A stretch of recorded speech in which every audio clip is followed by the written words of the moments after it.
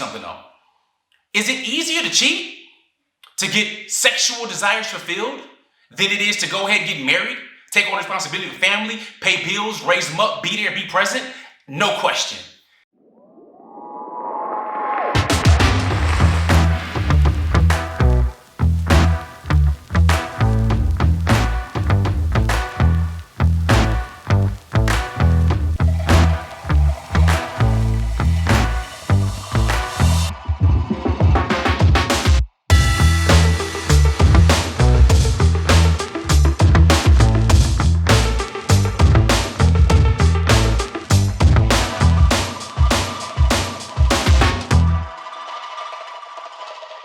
Assalamu alaikum, peace. Coach Nazir, one of the founders of Outstanding Personal Relationships and co-author of Let's Talk Polygyny Uncensored.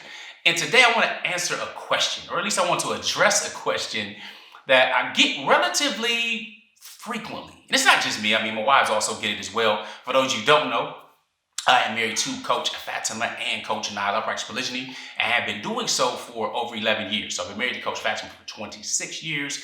And Coach Nyla for over 11 years. So yes, we practice polygyny, one man, multiple wives. With that being said, there's a question that usually surfaces. And it goes in conjunction with other similar type questions, but let me sum it up like this. It says, you know what? Can a man realistically love more than one woman? The short answer is yes. But similarly, you can have those say, you know what? A woman can love more than one man too? Yeah, that's true. This is absolutely true. Okay, but here's the thing. When we talk about polygamy in general, just to understand what that term means people that have multiple spouses. Again, people, not gender or sex specific. Now there's polygyny, meaning that men who have multiple wives. You have polyandry, a woman who has multiple husbands. You have polyamory, it's not really a form of marriage, but there's different arrangements that go along with that. But with that being said, I'm talking about polygyny specifically.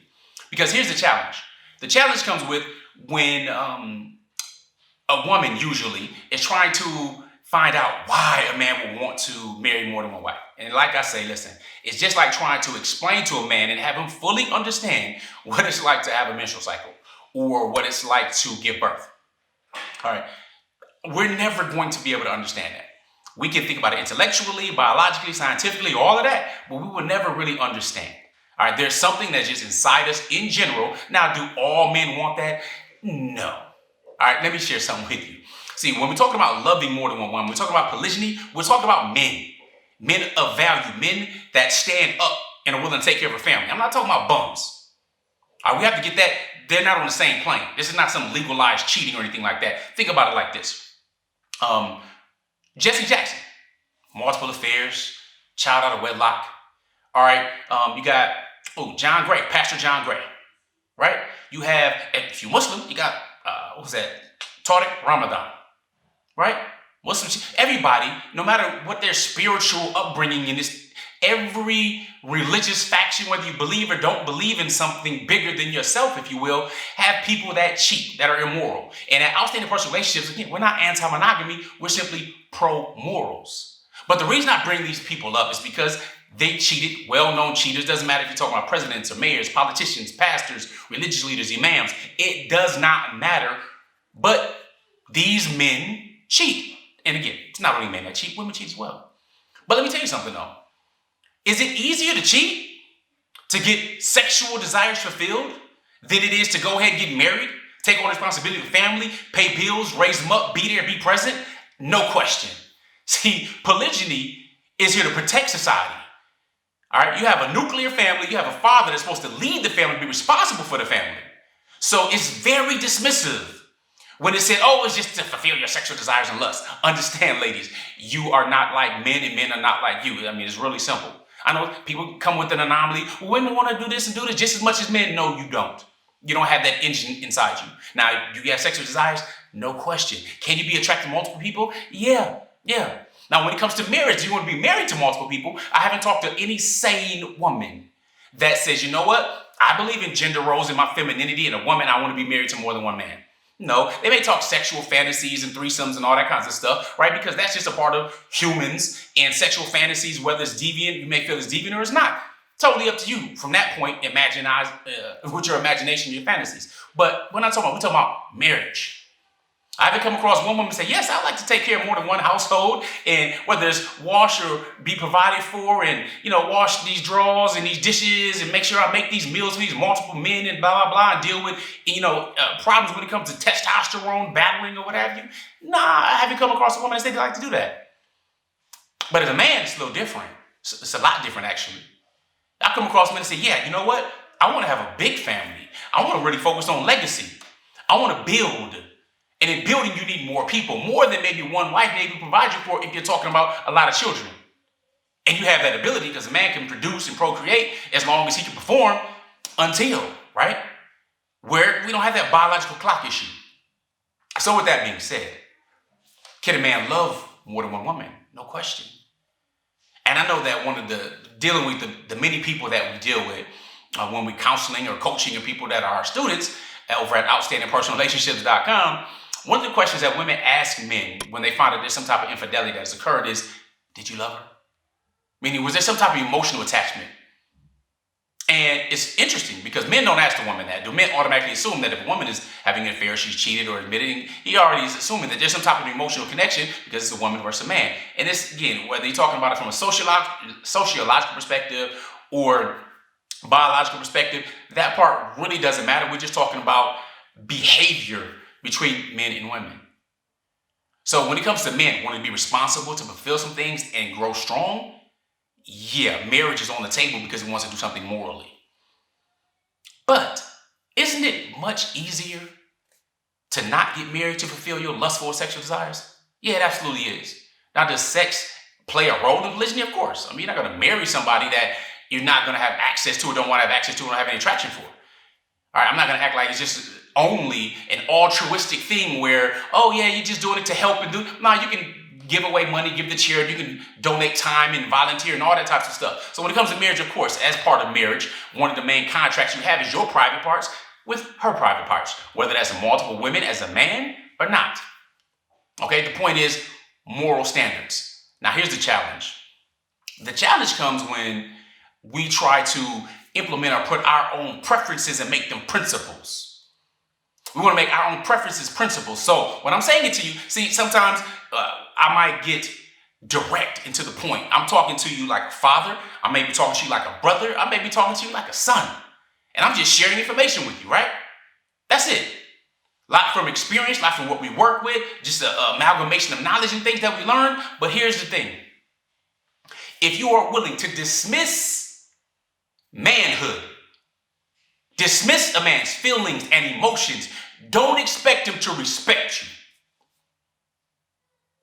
If you are willing to dismiss a man's manhood, his feelings, don't expect him to respect you. I had to say it a little louder for the people in the back. Because you may want vulnerability. You might want your husband to tell the truth. I'm telling you, I probably just spoke to the likes of your husband. And he may feel a similar way. Want to marry, maybe he's not able to marry. Maybe he's just going to go ahead and placate you because he doesn't have the ability to do so.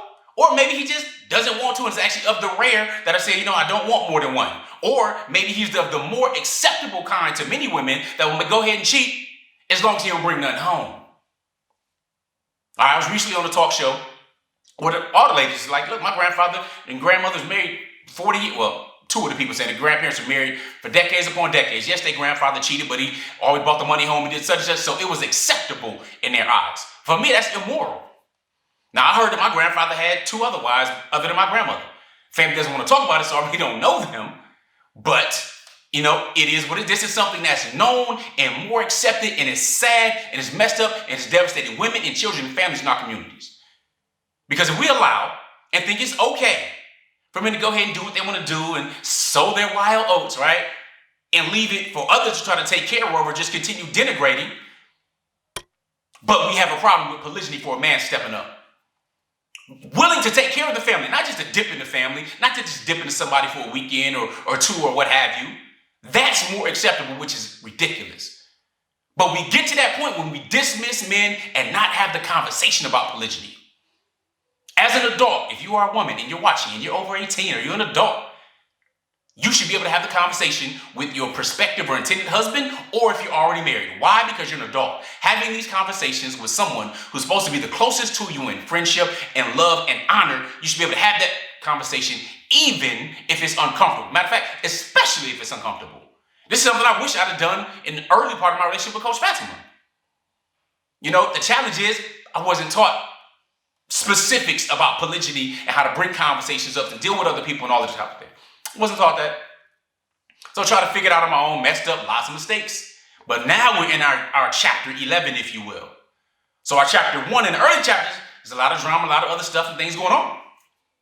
But committing to growth and being intentional changed the game.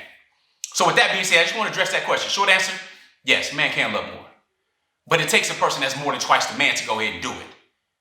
And one thing, brothers, that a lady loves is a man with some ambition, with somebody who's trying, who's moving forward. So instead of just sitting back saying, no, I would never do this and blah, blah, blah, and you have that mistaken as something that you may never practice polygyny because maybe you're young, maybe you're newly married. Or maybe you're looking to get married. And you say, oh, you just want to say these things because we know that in general, men are seduced by their eyes and women are seduced by their ears. So we tell them what they want to hear. Don't close that door if you aren't sure that you only want to be with one wife. Keep it open.